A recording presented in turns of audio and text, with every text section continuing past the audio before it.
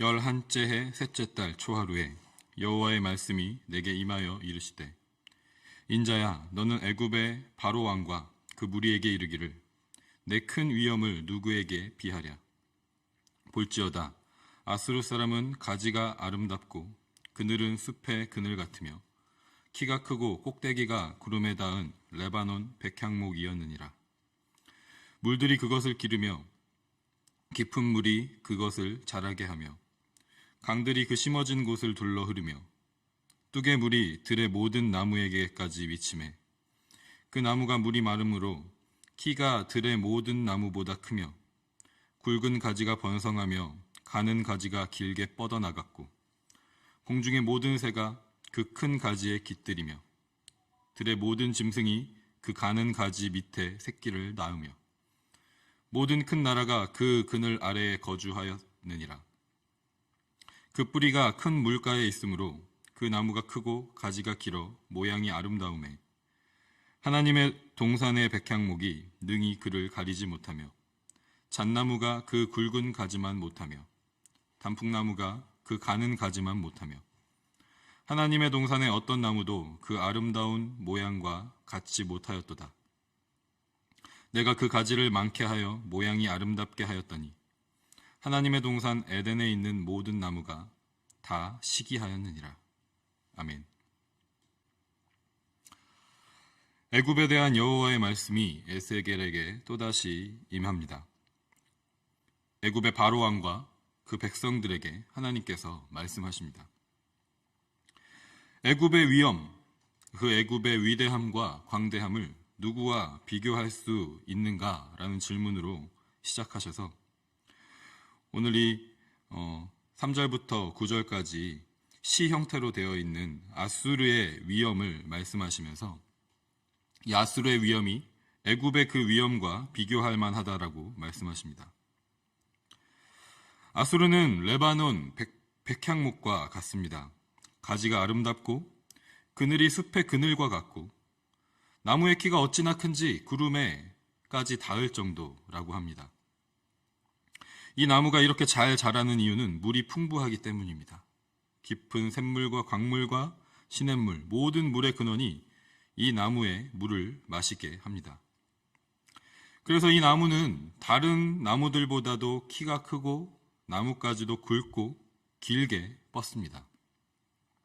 그 가지 속에서 하늘의 모든 새들이 둥지를 틀고 그 가지 밑에서 모든 짐승들이 새끼를 낳는다고 합니다. 심지어 하나님의 동산에 있는 백향목도 이 레바논 백향목보다 못하다고 말씀하십니다.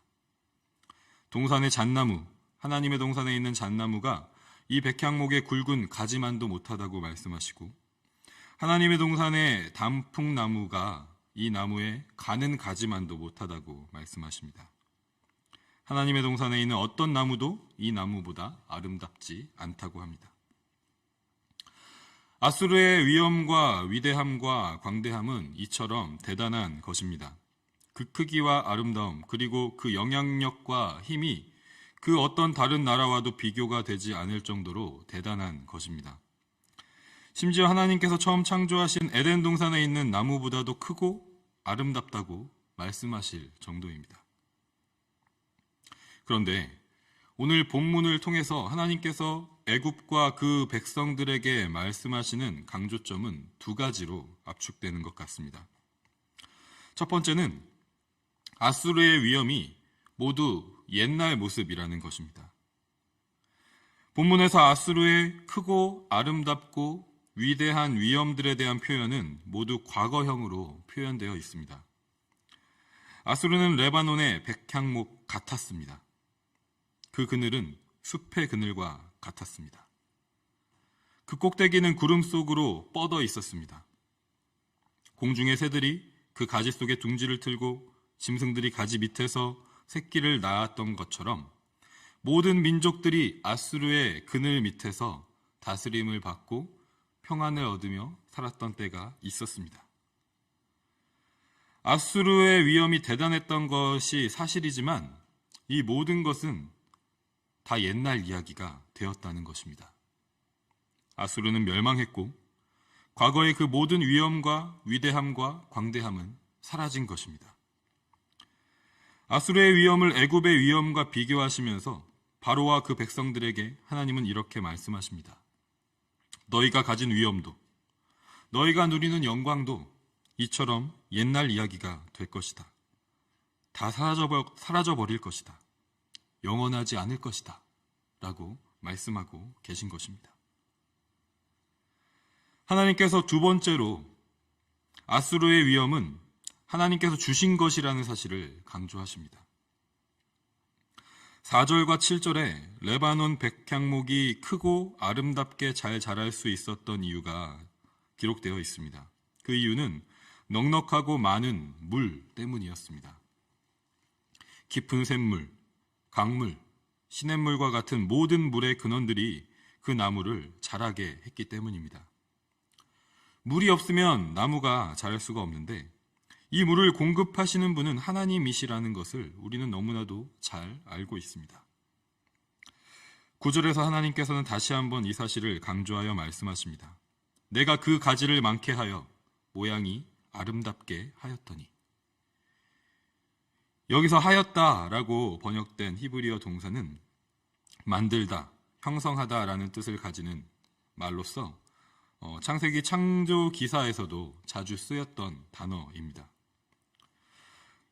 그렇기 때문에 너무나도 당연한 말씀이지만 아수르의 모든 위엄과 영광은 하나님께서 주신 것임을 말씀하고 계신 것입니다. 애굽의 바로왕과 그 백성들에게 이 말씀을 하시는 이유는 무엇일까요? 그들도 아수르처럼 자신들이 지금 가지고 누리는 위엄이 영원할 것이라고 생각하고 있었기 때문입니다. 그들도 아수르처럼 자신들이 가진 힘과 영광이 자신들이 스스로 이룩한 것이라고 생각하고 있기 때문입니다. 이와 같은 교만한 생각의 결말은 아수르의 결말과 같을 것입니다. 결국은 그들은 멸망할 것이고 모든 위엄과 힘과 영광은 사라질 것입니다.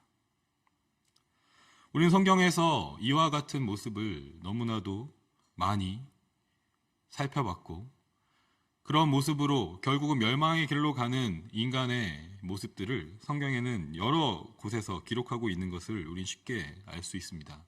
대표적으로 바벨탑도 마찬가지고 하나님께서 주신 그 능력과 모든 그 자원들을 통해서 그것이 자신들의 것이라고 주장하면서 우리가 하늘에까지 닿자라고 바벨탑을 쌓았던 그 사건.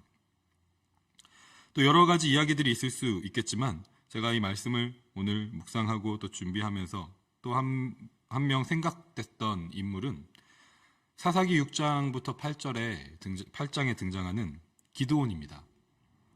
기드온은 우리가 잘 아는 것처럼 정말 그 이스라엘 백성들을 미디안의 손에서 구원한 하나님께 순종함으로 연약하지만 하나님께 순종함으로 반응하여서 정말 기적적인 승리를 얻고 미디안의 손에서 이스라엘 백성들을 구원한 이스라엘 백성들에겐 영웅과 같은 그런 사사였지만 그 8장의 기드온의 마지막의 모습들 가운데는 이런 모습이 기록되어 있습니다.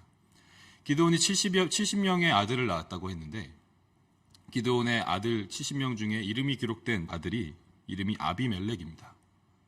이 아비멜렉이라는 이름의 그 뜻은 내 아버지는 왕이시다라는 뜻입니다. 기드온이 하나님 앞에 겸손함으로 자신은 아무 능력이 없습니다. 하나님 난 아무것도 아닙니다. 라고 하나님의 그 부르심에 순종함으로 하나님의 구원의 사역들을 감당하고 나아갔었던 정말 귀한 그런 스토리를 우리에게 남겨준 것이 사실이지만 믿음의 사람으로 우리가 기억하고 있는 것이 사실이지만 기드온의 마음 가운데에도 그동안 자신이 이룩한 그것들이 마치 자신이 가지고 있었던 원래부터 자신이 누리고 있었던 그 힘과 능력으로 이루어진 것처럼 생각할 수밖에 없는 그런 연약함이 있었다는 것을 이 사사기 6장부터 8장에 나오는 기드온의 이야기를 통해서도 다시 한번 우리가 깨닫게 되는 것 같습니다. 우리는 너무나도 쉽게 하나님께서 오늘 말씀하시는 부분들이 너무나도 당연하다라고 이야기를 하면서도 하나님께서 우리가 지금 가진 모든 것들을 허락하신 것이고 우리가 가진 이 모든 위엄과 영광과 힘이 하나님께서 주신 것이라는 것을 알면서도, 영원하지 않을 것이라는 것을 잘 알면서도, 머릿속으로 그것이 너무나도 당연하다는 걸 알면서도 또 한편으로는 너무나도 쉽게 그 사실들을 잊어버리고 살아갈 때가 있다라는 것입니다. 이 부분으로부터 어떤 누구도 자유롭지 않다라는 것입니다. 성경에 등장하는 우리가 존경하고 닮고 싶은 그 어떤 신앙의 선배들조차도 그런 연약함을 다 가지고 있었고, 우리들도 똑같이 그러한 연약함을 가지고 이 땅을 살아간다라는 것입니다. 오늘 이 말씀을 통해서 우리가 이 세상의 영광이 영원할 것처럼 살아가고 있는 모습들이 있다면, 너무나도 당연하게 하나님의 말씀이 맞다라고 이야기하면서도, 그것이 정말 옳은 말씀이다라고 이야기하면서도 우리의 삶의 방향이 이 땅의 영광이 영원할 것처럼 살아가고 있다면, 이 땅의 영광이 우리가 이룬 것이라고, 우리가 이룩한 것이라고 착각하면서 살아가고 있는 모습들이 있다면, 그 모습들로부터, 그 잘못된 생각으로부터, 그 교만함으로부터 돌이켜서 다시 한번 하나님께로 나아가는, 하나님의 말씀에 귀 기울이는 이 아침이 되기를 간절히 소망합니다.